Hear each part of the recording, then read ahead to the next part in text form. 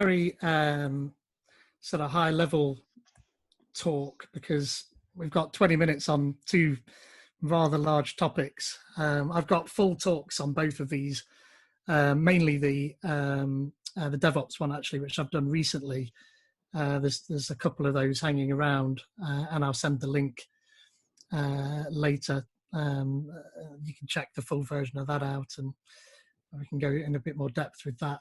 The Alexa talk, I kind of didn't expect that to get voted in. So I've not done very much on that in the last couple of years, but I did spend the last couple of hours since Annie told me it got voted in looking at it. So I'll try my best on that one, but it should be okay. I can at least show you how to create an Alexa skill, if nothing else. My two little girls were laughing at me running around the various rooms with Alexas in, making sure that was working earlier. So I'm going to share my screen and then try and keep up with the various different screens that I've got hanging around now. So if everybody, can you let me know whether or not you can see my presentation to begin with? I can see it. Good. So if you can see it, then I'm assuming everybody else can. So the first thing we'll talk about is DevOps and IoT. And it's not a subject that a lot of people talk about. There's a couple of things on YouTube actually that are quite good, and some of the workflow I took from one of those and embellished and made my own, and there's a link for that presentation at the end. But before we start, obviously this is me. If I just get rid of that, because I'm guessing you can see that too, then I'm a freelance IT consultant. I run my own company. I'm also a Microsoft Azure MVP and a newly minted Pluralsight author as well. I've not produced any courses yet, but I passed my audition just recently, so I was reasonably proud of that. I've been doing IoT for years now. At the end of the 90s, I helped create a Royal Mail stamp vending machine that we put a modem inside of, and we were able to dial into and grab audit logs and event traces and stuff like that out of. So I've been doing it for quite a while. I also organise a few meetups, mainly in Nottingham.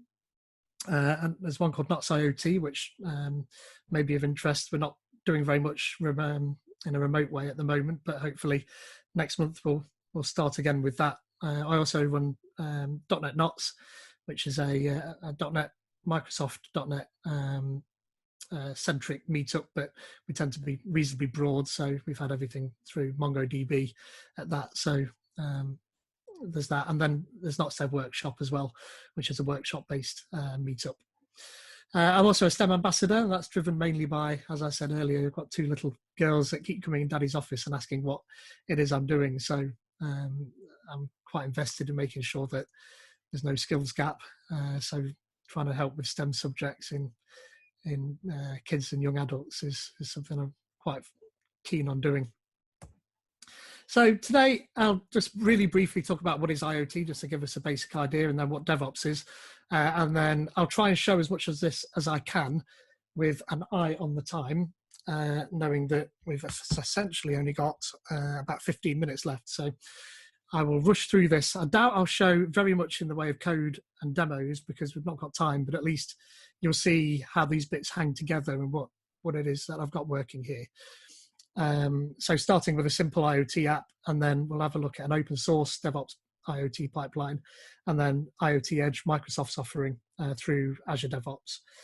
We'll probably do Q&A as we go. So if people have questions, then just interrupt me, unmute yourself if you can, and just interrupt me, and I'll try and answer your questions.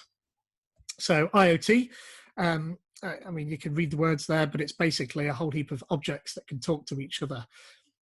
So everything from things like the Nest and the Alexa, which we'll talk about later, Hue bulbs, wearables, and even cows with wearables that are able to detect diseases and when they're having bad births and things like that. It's pretty cool, that particular bit of the topic. It's big as well. A couple of years back, Gartner reckoned there'd be 14.2 billion devices in 2019 and 25 billion in 2021, but they were actually wrong. It was 26 billion in 2019, and it'll be 35 billion according to Statista in 2021. So this is a big thing. If you want to go read a bit more about IoT that I don't go into enough depth on, then you can read this lovely document. I think it's about 80 pages long. Probably don't read that. It's a bit boring. So what's DevOps? A set of practices that combines development and operations. And the whole idea is that we shorten that life cycle between code being created and when it's pushed out, and we add value to what the customer gets at the end of that. And it's things like, it mentions their deployability and modifiability and testability. And I think they're just words that people put abilities at the end of. But it's all about adding value and making sure that we can go through this cycle from planning and creating all the way through releasing, and then we can monitor and feed that background, that loop. Just as a plug, me and a few other people record the Agile Engineering podcast. We've just recorded the 5th episode, actually. Episode 4 is currently online. Episode 5 that we've just recorded is going through editing at the moment. So that might be something interesting that you can go and follow too. We're on all major providers. So I've hooked up a really simple IoT app in the background here, which I'll endeavour to show you in a very fast state. But I've got a Raspberry Pi, which is a thing, and I've hooked that up to an IoT hub, and that's an Microsoft Azure offering that works a little bit like a telephone switchboard that allows all of your things, all of your IoT devices to connect out to Azure, and then it works by sitting right at the very edge of Azure, and then it connects out through service buses or event grids to be able to allow you to control anything that lives out in Azure.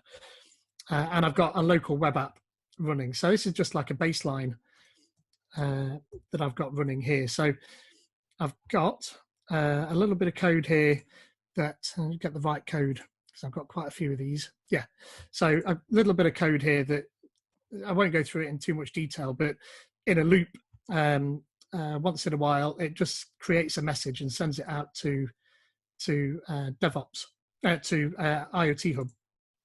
And then I've got a web app that I've got running here. And I'm not going to look at the code too much, but this is just the index file here.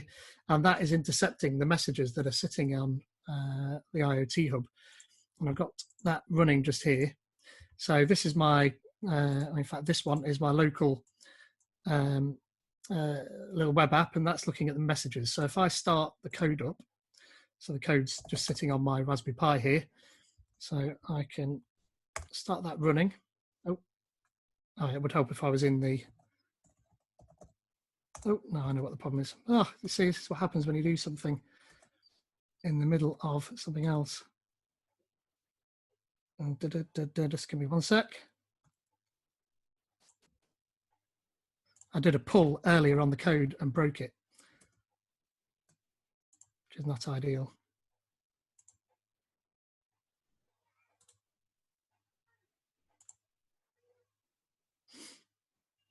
Let you accept them all. Come on now, you can do it. All right, let's just save that and see if that works.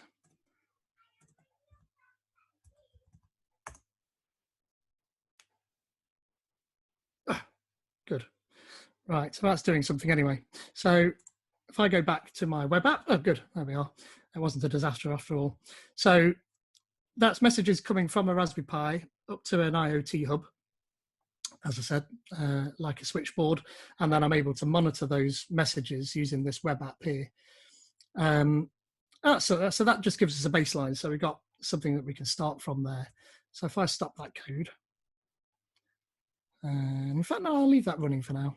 Let's leave that running. If I switch back to my slides, we could add a little bit of collaboration from that by adding a bit of GitHub, and I broke mine just a minute ago by adding a bit of GitHub in there.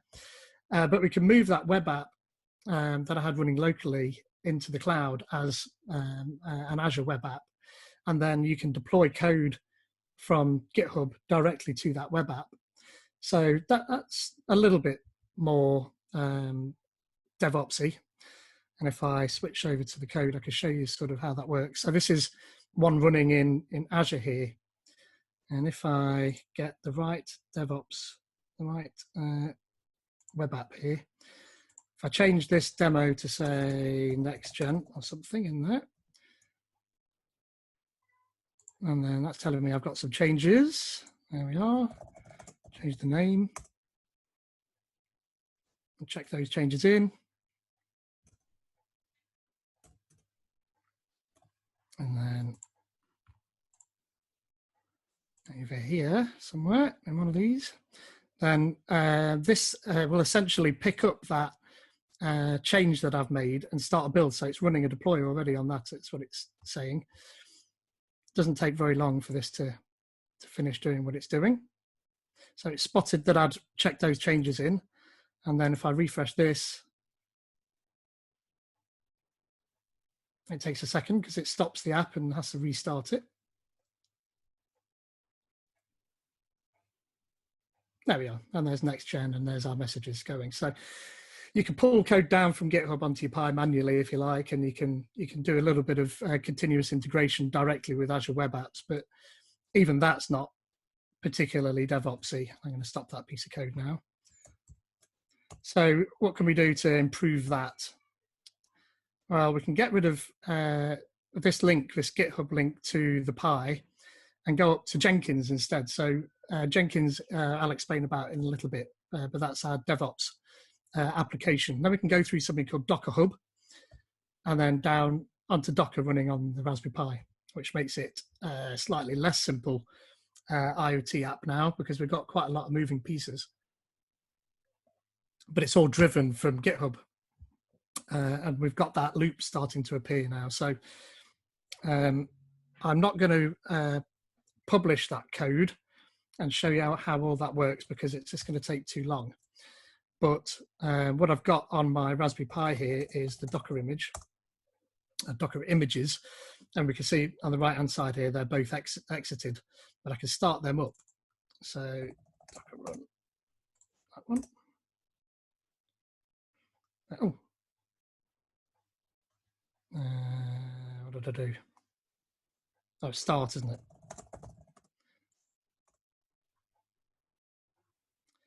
Would help. There we are. Get my naming correctly. And I've got, you see now in the background that the messages have started again. So essentially I've got that exact same code running in a Docker image. And it's now sending messages directly up to IoT Hub, and it's being intercepted in the background here. Oh, hey, I didn't tell you to do that. Being intercepted in the background there in exactly the same way. So if I switch back to my slides there a little bit. So Jenkins, it's free and open source, which is awesome. And it's an automation pipeline, and I'll show you that in just a second. Docker and Docker Hub. So Docker is a virtualization platform that allows you to run an isolated container with all of the bits that you need to be able to run your application within that container. So it sort of takes away the overlying or underlying OS of the Raspberry Pi, and you run a Docker container containing just the bits you want of a different version of Linux, if you like. Whatever you want, and it contains all of the libraries and bits and bobs, and you can build that container and publish it out to something called Docker Hub, which is a registry of Docker images that you can grab. So you can tell it to grab those Docker images from your command line there and pull them down onto your Pi and run them. Obviously, it doesn't have to be a Pi, it can be anything. It provides a few other things as well, but the basic idea, if I switch back to here, is that I've got Jenkins running here, and that's hooked up to a GitHub repo that I've got over here, I think, this one. So it's looking for changes in this repo before it kicks off one of these build pipelines, and we can have a quick look at what happens in one of those. I'm not going to kick that off now because it takes too long to do, and I've not got enough time. In fact, how long have I got left, Annie, on this? I've got about 10 minutes. Yeah, about 10 minutes is fine. That's fine then. So it's grabbing the GitHub repo just here. If If I zoom in a little bit, it might be a bit easier for you. And then a little bit further down, it's spinning up a Docker image down here. One of the things that you have to bear in mind when you're using a build pipeline like this is that nearly always you're not going to be running on an ARM32 system. So if you're building for a Raspberry Pi specifically, you're going to be running on, and in fact you can see a 64-bit Linux architecture there. Now, if you try and run a Docker image that you've created on a 64-bit architecture, it's not going to run on a 32-bit architecture. So you can run something called QEMU as a Docker image, and you can build your Docker image in QEMU. So you build a Docker image within a Docker image. And that then gets by that problem. So it's just emulating the 32-bit architecture for you and allowing you to create that 32-bit container. So that's what it's doing here. So it's spun up that QEMU, so it's spinning up that 32-bit architecture, and then it's building a Docker image here. And then it creates that Docker image from the little bits and bobs and runs an update. So I'm not going to go into too much detail about this. And once it's finished, it sends it across to Docker Hub, which is over here. So this is my registry, and it's got a list of all of the different images that are sitting there. And over in Jenkins, what it's doing is taking that built Docker image and it's sending it over to Docker Hub and publishing it up on there so that my Pi can get it. But that's not quite the end of the story, because the Pi can't do anything with that if it doesn't know that the Docker image is there. So we're actually running something called Watchtower, which is another Docker image, and you tell it to point to that particular registry and it looks for changes and it automatically pulls them down, which if I had time, I would be able to demonstrate, but I don't. So you can see, if I was to check this code in, it would kick off that build pipeline that you can see there, automatically create the Docker image, send it over to the registry. The Pi has got Watchtower running on it, and that's looking for changes in that Docker container, and it'll just pull the latest version down and start running automatically. And then you get this result where we have messages going backwards and forwards. So that works quite well. So we can stop those images now, those containers.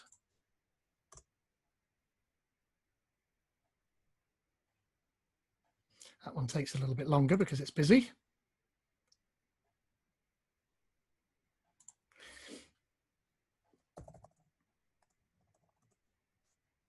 Stop that, that's usually quite quick. There we are. So there you can see those messages now have stopped in the background. I'm whizzing through this, so apologies, but 20 minutes really doesn't give us enough time to go into any detail with this. So again, I'll post links to the full talk for that, so that you can see how that works. So the Microsoft way. So this is what we have currently with our open source version with Docker and Jenkins. So we get rid of Jenkins entirely, and we get rid of Docker Hub, and we use a container registry in Azure instead. And we're going to use something called IoT Edge. And IoT Edge is a little bit like that Watchtower container I spoke about earlier, but it does a lot more than that. It's a Docker-based virtualization system, and in fact the underlying system is still Docker, and it works in a very similar way as far as that's concerned. So you have containers, only they call them modules. So I've just explained what that is. There's going to be a heap of edge devices, by the way. 2023, there's going to be 20 times more edge devices than there are typical IoT devices. So we have a look at our edge device, and we have a runtime running in there, and you have these modules, these Docker containers, and you compartmentalize your functionality. So you can have telemetry running in one and ML running in another, and an Azure function doing something else. And in fact, you can have SQL Server databases and everything all running in these modules. And that all talks up to IoT Hub, and your devices then connect to your edge device. And one of the big reasons for doing it is that you take away the compute that you're paying for in Azure, and you do it all locally. So, I mean, that's going to save you money in the long run. But also, if you need to be able to react fast to changes, and you don't want that loop up to Azure, then doing it on the device is the best idea. And you can see I've put a Tesla on there as a smart car And that's a good example. If you're doing something like, making sure you're driving straight line, you don't want to have to wait for Azure to tell you that you need to turn. You need to be able to react to those sorts of things. It's a little bit of a weird example, but you get the idea. And we mix this. Oh, hello. Did someone say something? No, yeah, no, maybe? No, carry on. Oh, okay. Okay, so, and then we mix this with Azure DevOps. Ordinarily at this point, I'd give a little demo of Edge working on the Pi as well, but I'll see if I can squeeze that in at the end. DevOps is very much like Jenkins, so it allows you to be able to build and collaborate, and it's a CI/CD pipeline as well. So we have repos and pipelines and boards and test plans, artifacts, and you can run it on a server locally. So if we take our GitHub and we put that, we can internalize that. We don't have to, but you can run it as part of Azure DevOps as a repo inside of Azure DevOps.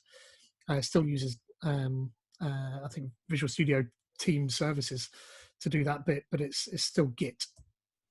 So we have our Edge device, and we're going to do this everything from VS Code. We publish that up to a repo. That kicks off a build and release pipeline, and I'll show you that. I mentioned in the open source one that we had QEMU as a container to be able to emulate the 32-bit architecture.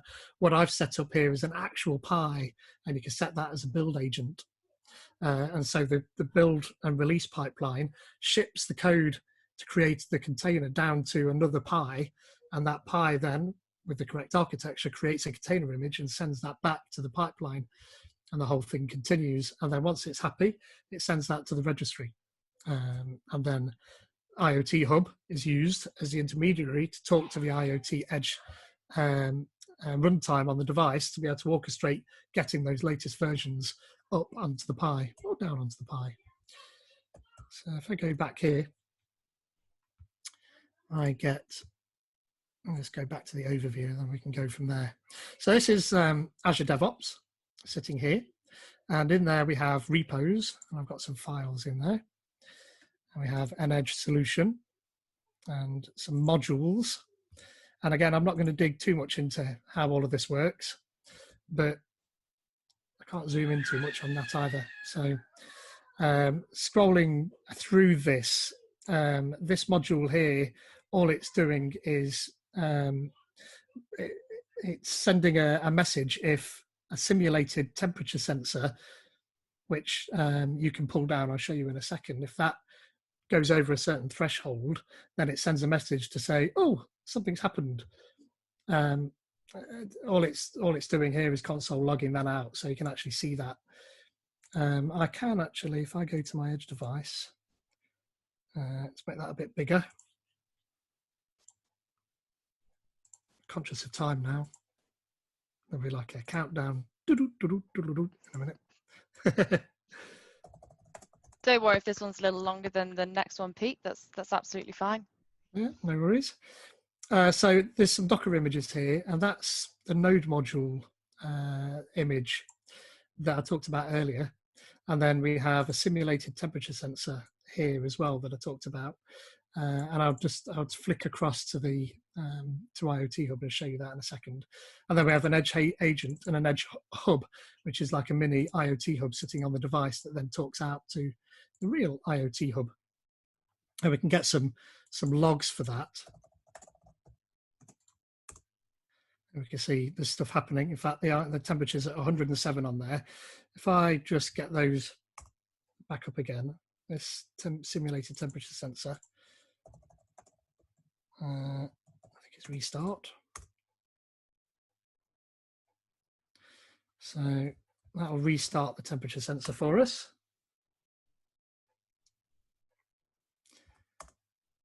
So it's been up for 8 seconds now. We can see that just there, 10 seconds. So if I get my logs again for this, then we'll see nothing for a little bit because it's going to wait until that temperature has gone over that threshold. And while it's waiting for it to go over that threshold, I am going to go across to my IoT Hub. So I've created an IoT Hub here in Azure. Zoom in a little bit for you. And down on the left-hand side, we have a whole heap of things that we could look at, but we have IoT Edge here on the left-hand side.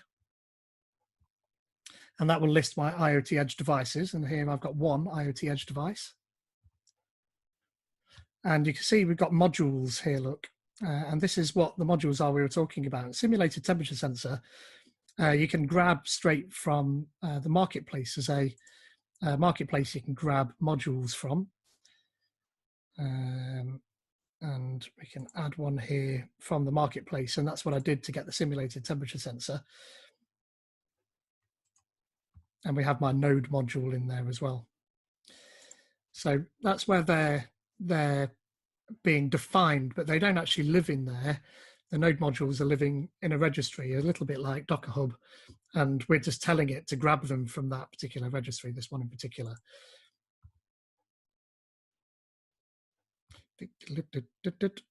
Oh, yeah, and I've hidden all of that lot. Let's just turn them off, and then, oh no, you can't see that. But yeah, ordinarily there would be details in there about that. I'm not quite sure why it's not showing those, but irrelevant. If I go back to my Edge device now, all being well, there, now we're getting some more messages. And in fact, if I get VS Code up, and we go to any one of these, this one will do. On my IoT Edge device, I can right click. If you've got the Azure IoT Toolkit installed in code, then you'll get this IoT Hub section at the bottom. And once you've signed into Azure, then you get access to your IoT hubs. And I can start monitoring the built-in endpoint. And if everything's working correctly, I should get 4 partitions appear. There we are. And we should, there we are. That's those messages in Edge going up to the IoT Hub, and I'm monitoring them down here on in VS Code. You can also do that if I stop that. There's a little Azure IoT Explorer here as well. IoT device, I can do that same thing in here. I can monitor the telemetry, and if everything's working.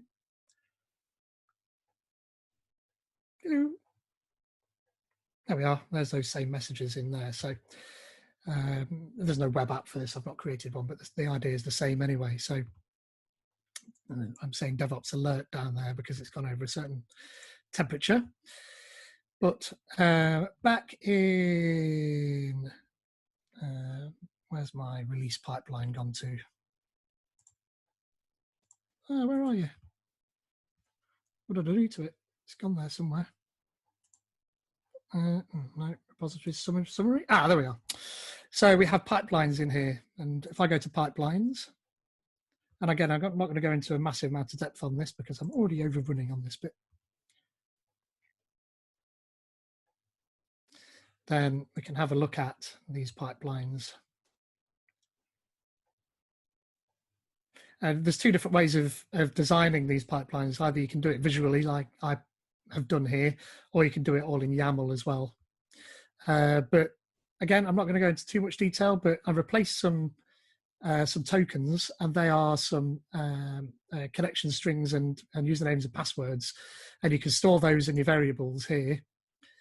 And then you can replace them directly in your code.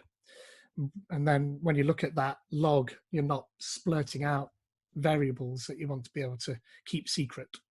And then we're building the module image here, and we've got this ARM32v7 platform, and that's my Raspberry Pi I've got sitting on the other side of the office. And so it builds it on the Pi, and then it grabs that and it pushes that module image to the container registry, and then it copies those to a drop folder. And that's as much as it needs to do to actually build it. So this is triggered from a GitHub check-in happening. And once that GitHub check-in happens, see, there we are, that's what that's doing there. Once that happens in Azure repos, then it kicks off this build pipeline. Once the build pipeline's finished, you have a release pipeline, just here. And there's not much to this one either. But it grabs the artifacts from there, and then we've got some tasks that happen. So it generates this deployment manifest, and we can see one of those here. looks like this. And there's some, hello, it would do if it loaded. Come on. All right, I've got more. I have more. Oh no, the whole of my desktop's all broken. Can you still hear me at least? Oh, yes, we can. Ah, good. Right, I'm not quite sure what is happening with my screen. Everything seems to have stopped.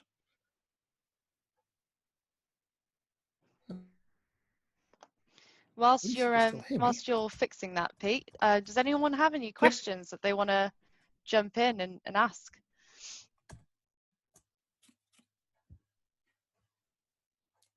Everyone's quiet. Yeah, no question. It's but it's in an area that's very interesting. Thanks. Oh, good. That two Docker images that were running.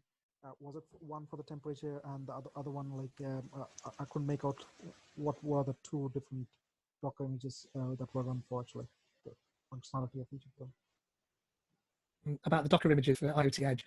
Yeah, you have a simulate. Oh, sorry, say again. So you run in two Docker images, which were kind of like sending in the pulse of the input, the data onto the web interface over there. So what were the functionality of the two of those Docker images? Yeah, I think that was the open source pipeline, wasn't it? Yeah. The Jenkins one. Yeah. So we have essentially a little node application that connects up to IoT Hub was the first Docker image. And that literally just sent messages to IoT Hub, and then the web app can see it